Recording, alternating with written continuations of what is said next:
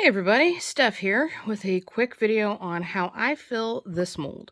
This is the Colur de Verre 5 petal blossom mold. It makes 6 flowers, 6 grams, 8 grams, and 10 grams. I've used it for years. I love it a lot. It makes some really beautiful flowers. I don't currently have any examples because I have used all of mine up, but I thought I would sit down and make some more. So what I'm going to do is show you how I fill one of these. I'm not going to do all 6. That would take too long. This is just a quick video. So the first thing I get out and I need is a little jeweler's scale. And I recommend a jeweler's scale or something that goes down to at least 1/10 of an ounce. Because when you have it in full, or not 1/10 of an ounce, 1/10 of a gram. Because when you have something that requires 6, 8, or 10 grams, you don't want it to be like the 6 being closer to 7 and the scale just hasn't moved over. So I've got a little 2-ounce plastic portion cup. I am going to tare this so it's 0. And like I said, the flowers take 10 grams. So what I'm going to use for the main color of the flower is a rubium pink tint from Bullseye. It is 1821. I use it in fine. I find with the Colur de Verre molds, most of these smaller things cast better as fine. And I'm going to mix it half and half with clear frit. Now, rather than do 5 grams of each, because that's a pain in the butt, I'm going to measure out 10 grams of each of this and 10 grams of clear and mix them together so I can do 2 flowers at once. Sometimes I will go as far as doing 24 of each color, but that gets to be a bit full in this sort of cup, so I'm going to skip it. So I have 10.28 grams.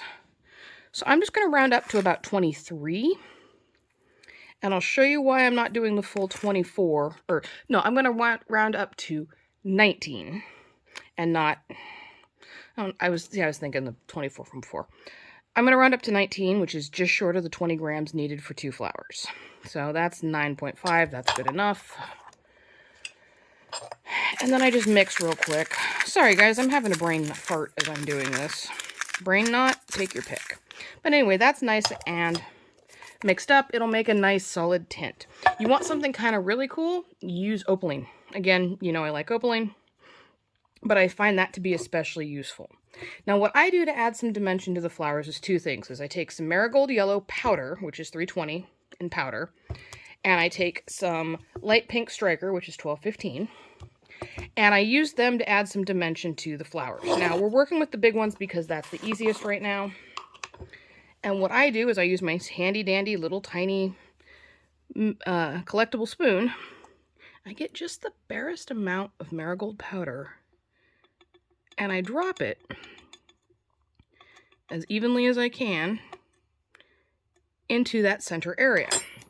Then I grab a cheap paintbrush, brush it in place, sort of tamp down with my finger to ensure I've got it in the indentation where the center would be. Now, I'm not always perfect. I am a human. I'm not a machine. But that's what art's about, right? So tap. And do the same down here because I've got enough for it to do 2 flowers at once. So I just do that. Brush it all up. And there we go. I press it down, that way it doesn't float around. And then I take, like I said, the light pink striker, which is a very bright color. I'm not sure why they call it light pink, because it is like almost safety vest pink. And then I just sprinkle a little in here, paying attention to the outer edges of the petals. And it doesn't take a whole lot. I mean, maybe a ½ gram for each. But that'll give the edge pieces a bit of definition. And then I take my mix pink and white, or pink and clear. Pink and white gives you kind of a mottled appearance. This pink tint and clear just gives you nice glassy clear flowers. And I layer it over.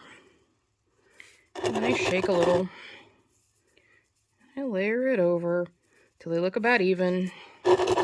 Shake some more, that way you can judge if they're even. That's why you do 2 at a time. Quick layer. Quick layer.